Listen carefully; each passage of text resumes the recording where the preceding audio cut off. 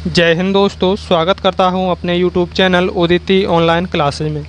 दोस्तों, आज इस वीडियो में बात करेंगे हिस्ट्री के इम्पोर्टेंट क्वेश्चन जो प्रत्येक परीक्षाओं में बार बार रिपीट होते रहते हैं। तो देखिए, अंत तक वीडियो आप ज़रूर देखिए। नए हैं तो चैनल को सब्सक्राइब ज़रूर कर लीजिए, क्योंकि आने वाली परीक्षाओं के लिए ये क्वेश्चन बहुत ही महत्वपूर्ण होंगे। अगर आपको किसी भी प्रश्न का जवाब पता है तो आप अपना जवाब कमेंट में शेयर कर सकते हैं। जैसे पहला क्वेश्चन है, भारत में किस शहर को महलों का शहर के नाम से जाना जाता है? इसका राइट आंसर हो जाएगा ऑप्शन नंबर बी, कोलकाता को। किसको जाना जाता है? कोलकाता को जाना जाता है शहरों के महलों का शहर। ऑप्शन नंबर बी हो जाएगा करेक्ट आंसर। किसे? कोलकाता को। जयपुर को क्या कहा जाता है? जयपुर को गुलाबी शहर क्या कहा जाता है? पिंक सिटी नाम से भी जाना जाता है। किसे? जयपुर को पिंक सिटी के नाम से जाना जाता है। किसे? जयपुर को। जबकि उदयपुर को क्या कहा जाता है? वाइट सिटी, यानी कि सफ़ेद शहर के नाम से किसे जाना जाता है? वाइट सिटी के नाम से उदयपुर को जाना जाता है। तो इसका राइट आंसर हो जाएगा ऑप्शन नंबर बी कि भारत के कोलकाता शहर को महलों का शहर के नाम से भी जाना जाता है। नेक्स्ट क्वेश्चन देखेंगे। नेक्स्ट क्वेश्चन है, राज्य के सदस्यों का चुनाव किसके द्वारा किया जाता है? राइट आंसर हो जाएगा इसका ऑप्शन नंबर ए करेक्ट हो जाएगा। विधानसभा के चुने हुए सदस्यों के द्वारा। किसके द्वारा? विधानसभा के चुने सदस्यों का द्वारा राज्यसभा के सदस्यों का चुनाव किया जाता है। ऑप्शन नंबर ए हो जाएगा करेक्ट आंसर। नेक्स्ट क्वेश्चन देखेंगे। नेक्स्ट क्वेश्चन है, जहांगीर के काल में मुग़ल दरबार में आने वाला पहला अंग्रेज़ कौन था? अगर आपको किसी भी प्रश्न का जवाब पता है तो कमेंट में ज़रूर बताइए। देखिए, जहांगीर के काल में मुग़ल दरबार में आने वाला पहला अंग्रेज़ कौन था? सही उत्तर हो जाएगा ऑप्शन नंबर बी। कौन था? William Hawkins. कौन था? विलियम हॉकिंस जहांगीर के काल में मुग़ल दरबार में आने वाला पहला अंग्रेज़ था। ऑप्शन नंबर बी हो जाएगा करेक्ट आंसर। नेक्स्ट क्वेश्चन देखेंगे। आर्य समाज के संस्थापक कौन थे? आर्य समाज के संस्थापक कौन थे? कमेंट में ज़रूर बताइए कि आर्य समाज के संस्थापक कौन थे। राइट आंसर हो जाएगा ऑप्शन नंबर बी हो जाएगा करेक्ट आंसर। स्वामी दयानंद सरस्वती। कौन थे? स्वामी दयानंद सरस्वती आर्य समाज के संस्थापक थे। जबकि राजा राम मोहन राय, ये आपने बहुत सुना होगा, ये किसके संस्थापक हैं? तो ये ब्रह्मा समाज के संस्थापक हैं। कौन है? ब्रह्मा समाज के संस्थापक राजा राममोहन राय हैं। तो इसका राइट आंसर हो जाएगा option number B. Next question देखेंगे। अगला क्वेश्चन है, अंडमान और निकोबार में से कौन सा जल स्रोत पृथक करता है? यानी कि कौन सा जल स्रोत अलग करता है? तो राइट आंसर हो जाएगा ऑप्शन नंबर बी हो जाएगा करेक्ट आंसर। 10 डिग्री चैनल कौन सा करता है? अंडमान और निकोबार को कौन सा जल स्रोत अलग करता है? तो 10 डिग्री चैनल अंडमान को निकोबार से अलग करता है। राइट आंसर हो जाएगा option number B. Next question देखेंगे। जल्लीकट्टू किस भारतीय राज्य के त्यौहार से जुड़ा है? जल्लीकट्टू किस भारतीय राज्य के त्यौहार से जुड़ा है? इसका राइट आंसर हो जाएगा ऑप्शन नंबर बी, पोंगल से। पोंगल त्यौहार मनाया कहाँ जाता है? राइट आंसर क्या है? पोंगल। पोंगल त्यौहार कहाँ मनाया जाता है? तो ये तमिलनाडु में मनाया जाता है। कहाँ पर? तमिलनाडु में मनाया जाता है। ओणम कहाँ पर? ओणम केरल में मनाया जाता है। बिहू सभी को पता होगा, बिहू, और बहुत ही पूछा जाता है। ये असम का त्यौहार है। और हॉर्नबिल ये कर्नाटक में मनाया जाता है। कहाँ पर? हॉर्नबिल कर्नाटक में मनाया जाता है। नेक्स्ट क्वेश्चन देखेंगे। नेक्स्ट क्वेश्चन है, निम्नलिखित में से कौन सा बौना ग्रह है? कौन सा बौना ग्रह किससे कहते हैं? इस प्रकार क्वेश्चन आपसे पूछा जाएगा। तो राइट आंसर हो जाएगा इसका ऑप्शन नंबर सी। किसे कहा जाता है? प्लूटो ग्रह को बौना ग्रह भी कहा जाता है। राइट आंसर हो जाएगा option number C. Next question देखिए। सिरके का रासायनिक नाम क्या है? सिरके का रासायनिक नाम क्या है?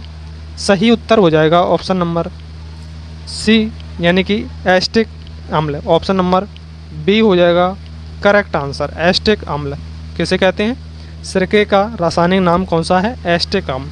ऑप्शन नंबर बी हो जाएगा करेक्ट आंसर। नेक्स्ट क्वेश्चन देखेंगे। नेक्स्ट क्वेश्चन है लौंग किससे प्राप्त होता है, यानी कि लौंग किससे निकाली जाती है? तो राइट आंसर हो जाएगा ऑप्शन नंबर डी फूल की कली से। किससे निकाली जाती है? फूल की कली से। ऑप्शन नंबर डी हो जाएगा सही उत्तर। नेक्स्ट क्वेश्चन देखेंगे। नेक्स्ट क्वेश्चन है राष्ट्रीय रेल संग्रहालय कहाँ स्थित है? राष्ट्रीय रेल संग्रहालय कहाँ स्थित है? अगर आपको जवाब पता है, इसका उत्तर पता है, तो कमेंट में ज़रूर बताइए कि राष्ट्रीय रेल संग्रहालय कहाँ स्थित है, दिल्ली या फिर यूपी, पंजाब, हिमाचल प्रदेश। इनमें से बताइए। इसका सही उत्तर हो जाएगा ऑप्शन नंबर ए दिल्ली में। कहाँ पर है? सही उत्तर हो जाएगा ऑप्शन नंबर ए दिल्ली में रेल संग्रहालय स्थित है। ऑप्शन नंबर ए हो जाएगा सही उत्तर। नेक्स्ट क्वेश्चन देखेंगे। प्रसिद्ध पुस्तक काबुलीवाला के लेखक कौन है? एक प्रसिद्ध पुस्तक है काबुलीवाला के लेखक कौन है? सही उत्तर हो जाएगा इसका option number B Rabindranath Tagore. Rabindranath Tagore right answer हो जाएगा। ऑप्शन नंबर बी हो जाएगा सही उत्तर। नेक्स्ट क्वेश्चन देखेंगे। नेक्स्ट क्वेश्चन है निम्नलिखित में से पानी का सबसे शुद्धतम रूप कौन सा है? निम्नलिखित में से पानी का सबसे शुद्धतम रूप कौन सा होता है? वर्षा का जल। राइट आंसर हो जाएगा ऑप्शन नंबर ए वर्षा का जल। सही उत्तर क्या होगा? ए हो जाएगा करेक्ट आंसर। नेक्स्ट क्वेश्चन देखेंगे। नेक्स्ट क्वेश्चन है हरित क्रांति का जनक किसे कहा जाता है? तो देखिए ये क्वेश्चन परीक्षा में बहुत बार पूछा जा चुका है कि हरित क्रांति का जनक किसे कहा जाता है। हरित क्रांति शुरू कब हुई थी? तो देखिए हरित क्रांति का जनक विश्व में किसे कहा जाता है? नॉर्मन बोरलॉग को। किसे कहा जाता है? विश्व में नॉर्मन बोरलॉग को कहा जाता है। लेकिन आपसे पूछा जा सकता है कि हरित क्रांति में भारत में हरित क्रांति का जनक किसे कहा जाता है? तो राइट आंसर हो जाएगा ऑप्शन यानी कि एम.एस. स्वामीनाथन। किसे कहा जाता है? एम.एस. स्वामीनाथन को भारत में हरित क्रांति का जनक कहा जाता है। किसे कहा जाता है? भारत में एम.एस. स्वामीनाथन को भारत में हरित क्रांति का जनक कहा जाता है। हरित क्रांति भारत में आई कब थी? तो हरित क्रांति भारत में आई थी 1966 और 67 में। कब आई थी? 1966-67 में भारत में हरित क्रांति आई थी। हरित क्रांति में कौन कौन सी फसलों का अधिक उपज यानी कि बढ़ावा हुआ है? तो गेहूं और चावल को सबसे ज़्यादा जो फ़ायदा हुआ है हरित क्रांति से किन फसलों में अधिकतर हुआ है? तो गेहूं और चावल में। किस में हुआ है? गेहूं और धान में हुआ है।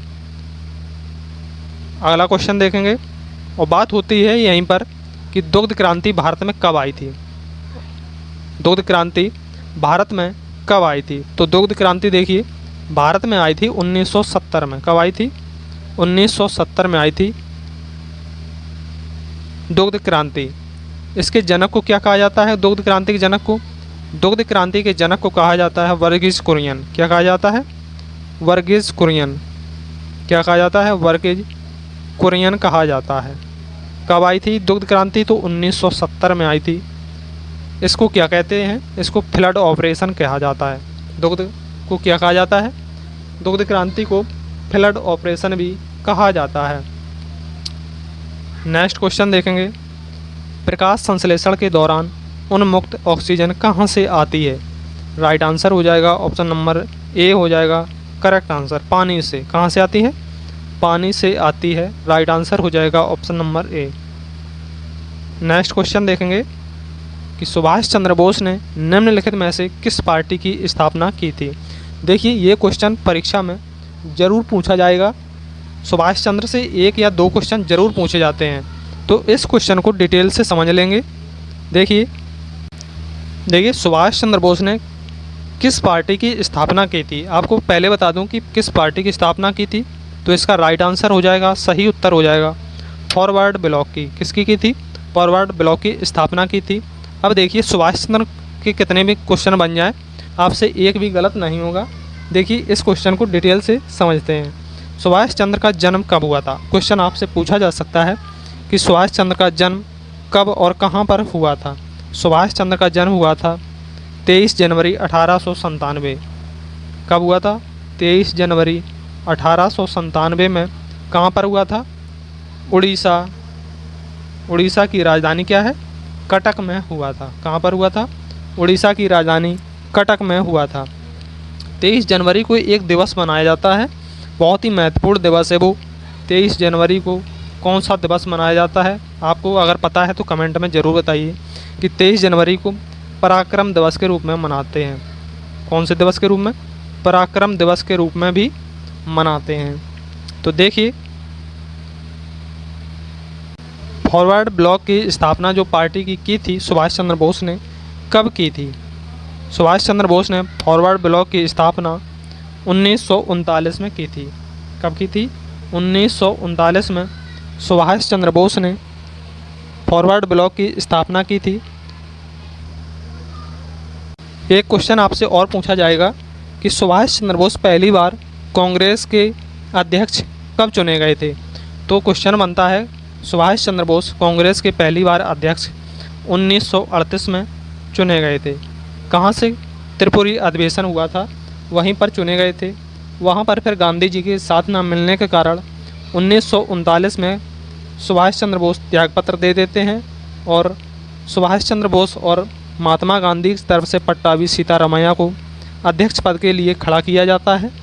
तो सुभाष चंद्र बोस जी जीत जाते हैं और पट्टाभी सीतारामैया हार जाते हैं। तभी सुभाष चंद्र बोस ने इस्तीफा दे दिया और अपनी पार्टी 1939 में फॉरवर्ड ब्लॉक की स्थापना की थी। जब इन्होंने इस्तीफा दिया था तब अध्यक्ष कौन बनाए गए थे? तो डॉक्टर राजेंद्र प्रसाद बनाए गए थे। कौन बनाए गए थे? डॉक्टर राजेंद्र प्रसाद बनाए गए थे। एक क्वेश्चन और बनता है सुभाष चंद्र बोस से कि आज़ाद हिंद फौज का गठन कब और किसने किया था? आज़ाद हिंद फौज का गठन रास बिहारी बोस ने किया था। कब? 1942 में। किसने किया था? रास बिहारी बोस ने 1942 में गठन किया था आज़ाद हिंद फौज का। और इसकी बागडोर सुभाष चंद्र को दी थी 1942 में। सुभाष चंद्र बोस में 1942 में दी थी और संबोधित किया था रेडियो पर जर्मनी की जनता को।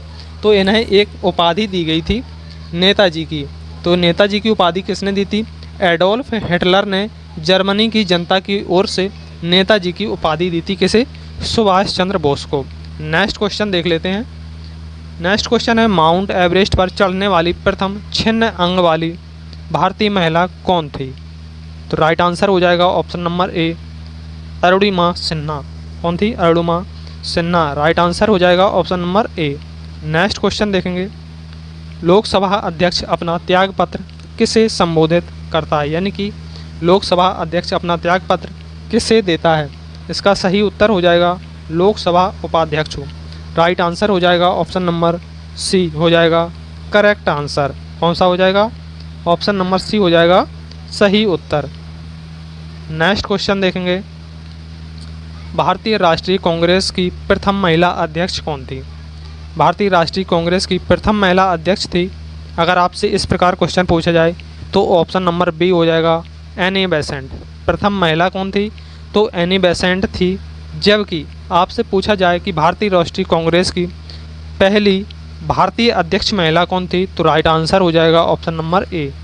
भारतीय अगर पूछा जाए तो सरोजिनी नायडू थी, जबकि एनी बेसेंट एक विदेशी थी। तो भारतीय राष्ट्रीय कांग्रेस की प्रथम भारतीय महिला अध्यक्ष कौन थी? तो सरोजिनी नायडू थी। अगर आपसे इसी प्रकार पूछा जाता है कि भारतीय राष्ट्रीय कांग्रेस की प्रथम महिला कौन थी? तो एनी बेसेंट ही थी। अब आपसे पूछा जाए कि भारतीय राष्ट्रीय कांग्रेस की स्थापना कब हुई थी?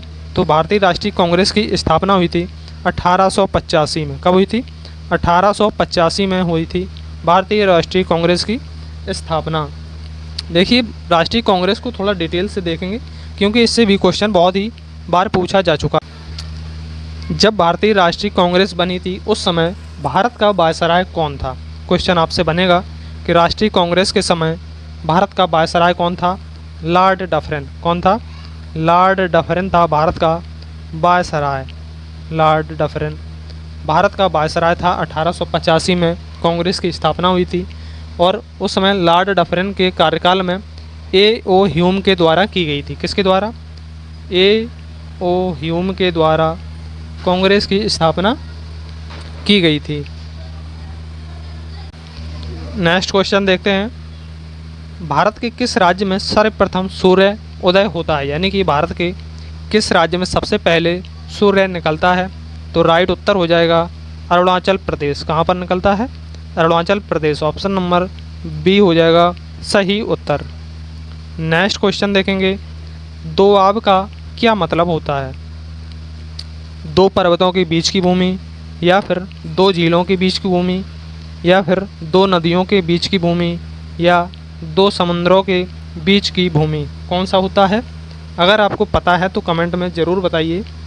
ऑप्शन नंबर सी हो जाएगा सही उत्तर कि दो नदियों के बीच की भूमि। दो नदियों के बीच की भूमि। जैसे देखते हैं कि दो नदियों के बीच की भूमि कैसे। देखिए, जैसे ये एक नदी हो गई और ये एक नदी हो गई। मान लीजिए ये गंगा है और ये यमुना है। कौन सी है? यमुना है। जो ये खाली स्थान पड़ा है, ये वाला, ये जगह यानी कि मिट्टी है, पृथ्वी है, तो इस स्थान को दोआब कहा जाता है। दोस्तों, आज के लिए इतना ही। अगर आप इस चैनल में पहली बार जुड़े हैं तो प्लीज़ सब्सक्राइब कर नोटिफिकेशन को ऑन ज़रूर कर लें, ताकि आने वाली वीडियो आप तक सबसे पहले पहुंचेंगे। तो थैंक यू। मिलते हैं नेक्स्ट वीडियो में। तब तक के लिए जय हिंद, जय भारत। और लास्ट में अपना स्कोर ज़रूर बताएं कि कितना आपके सही उत्तर हुए हैं। धन्यवाद।